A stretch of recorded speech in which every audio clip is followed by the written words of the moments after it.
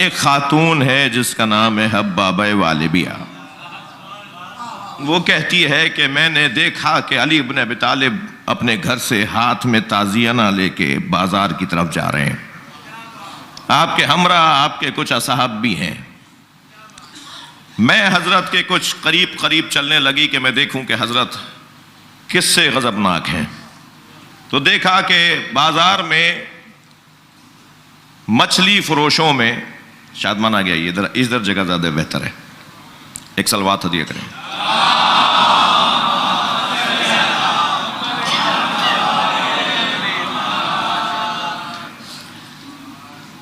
مچھلی فروشوں میں وہ کہتی ہے کہ میں نے دیکھا کہ حضرت اس بازار میں داخل ہوئے کہ جہاں مچھلی بیچنے والوں کی دکانیں تھیں، اور ان لوگوں کو حضرت نے دور سے آواز لگائی جو مچھلیوں کے درمیان سمندری دوسرے جانوروں کو مچھلی کہہ کر بیچ رہے تھے، سانپ نما مسخ شدہ مچھلیاں. تو علی نے دور سے آواز لگا کے کہا کہ میں کتنی مدت سے تمہیں پیغام دے رہا ہوں کہ اس کا کھانا حلال نہیں ہے. تم بازاروں میں میرے ہوتے ہوئے یہ جانور بیچ رہے ہو، لیکن تم میری تنبیہ کے بغیر ماننے والے نہیں ہو.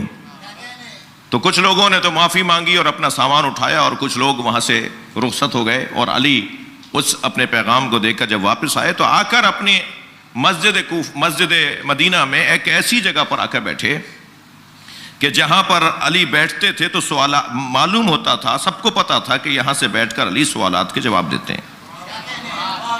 یعنی تسلی ہو جاتی تھی لوگوں کو کہ اب علی مولا سے سوال جواب کا سلسلہ یہاں سے ہو سکتا ہے اور علی سے کچھ پوچھا جا سکتا ہے. تو علی وہاں بیٹھے تھے کہ میں نے دور سے آواز لگا کے کہا کہ یا علی توجہ، امام کی نشانی کیا ہے؟ بھائی میں اپنے مضمون پر بات کر رہا ہوں. امام کی نشانی کیا ہے؟ تو جیسے ہی میں نے یہ سوال کیا یا علی امام کی، اچھا آپ کو سن کے یہ میری بات اور مضبوط ہو جائے گی. اہل علم تشریف فرمائے ہیں، علماء تشریف فرمائے ہیں کہ شیخ صدوق علیہ الرحمہ حدیث کے نقل کرنے میں اور عقیدے کے بیان کرنے میں انتہائی سخت علماء میں شمار ہوتے ہیں. وہ ہر عقیدے کو عقیدہ امامیہ قرار نہیں دیتے. اس روایت کو کمال الدین و اتمام النعمہ میں شیخ صدوق نے اس حدیث کو بیان کیا ہے، جو حدیث میں آپ کو بھی سنانے جا رہا ہوں، جو روایت آپ کو سنانے جا رہا ہوں. اس روایت میں جہاں امام کی ظہور اور امام کے دیدار کے شوق میں جینے والوں کی فضیلت ہے، وہاں امام کی ولایت تکوینی کا بیان بھی ہے. جو عمر بڑھا سکتا ہے وہ رزق نہیں بڑھا سکتا. بھائی صلوات پڑھ لیں محمد و آل محمد پر.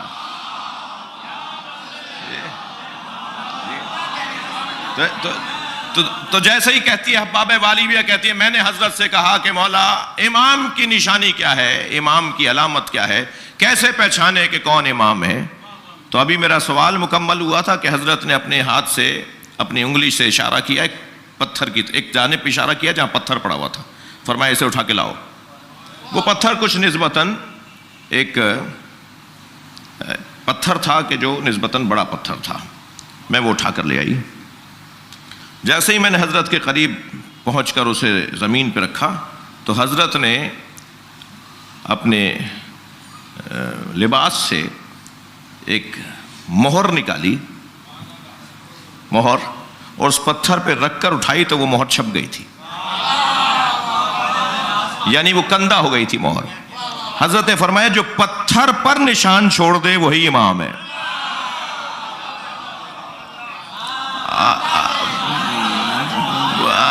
اچھا ایک مجھے اور حدیث یاد آ رہی ہے کہ نبی مکرم کے بارے میں جب مولا علی سے پوچھا گیا کہ آپ کے شمائل کیا ہیں تو حضرت نے فرمایا کہ نبی کے شمائل میں نبی کے فضائل کیا ہیں. تو نبی کے فضائل میں مولا علی نے فرمایا کہ ایک فضیلت نبی کی یہ ہے کہ نبی جب نرم جگہ پر ریت پر مٹی پر پیر رکھتے تھے تو پیر نہیں چھپتا تھا، اور پتھر پہ رکھتے تھے تو پیر چھپ جاتا تھا.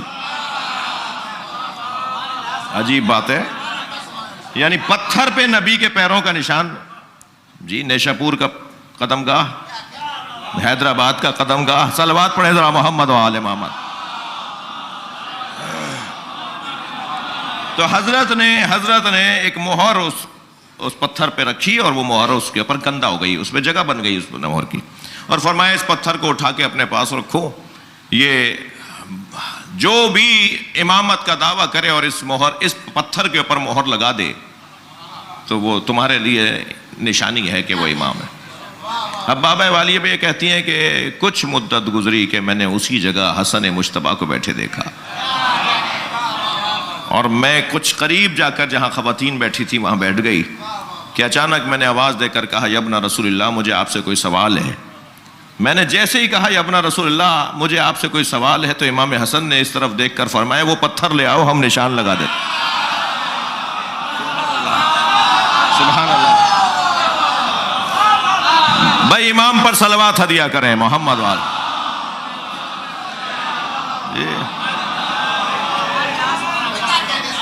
حبابہ والبیہ کہتی ہیں کہ ابھی کچھ سال گزرے تھے کہ میں نے اسی جگہ حسین کو بیٹھے دیکھا،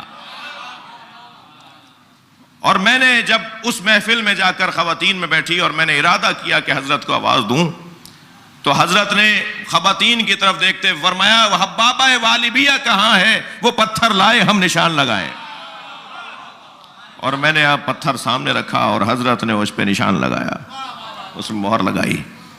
پھر میں نے امام زین العابدین کو دیکھا کہ جب وہ اپنے گھر میں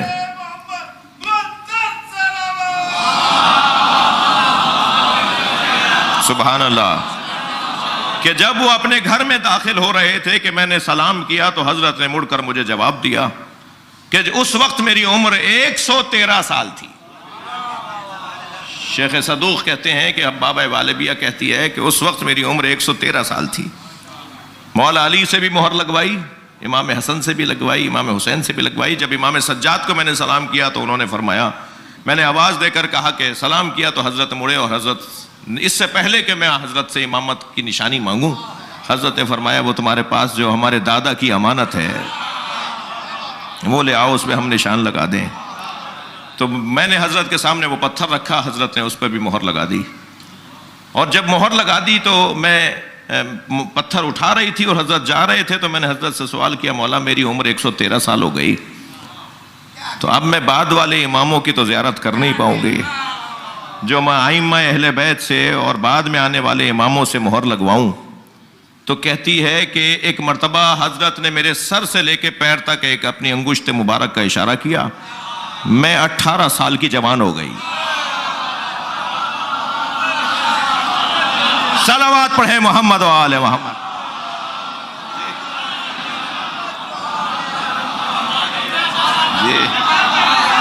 اور ایک مرتبہ میں نے امام محمد باقر کی زیارت کی تو انہوں نے مجھے آواز دے کر کہا لاؤ میرے بابا کا پتھر مجھے دو۔ میں نے جعفر صادق سے مہر لگوائی، میں نے موسیٰ کاظم سے مہر لگوائی، اور میں جب امام رضا کے زمانے میں پہنچی تو میں پھر اتنی ہی ضعیفی کی کیفیت میں آ چکی تھی کہ جیسے سید سجاد کے زمانے میں تھی۔ تو حضرت نے فرمایا کہو ہمارے قائم سے بھی مہر لگوانی ہے۔ سبحان اللہ۔ کہا نہیں مولا میں نے زمانے کے رنگ بدلتے بہت دیکھ لیے،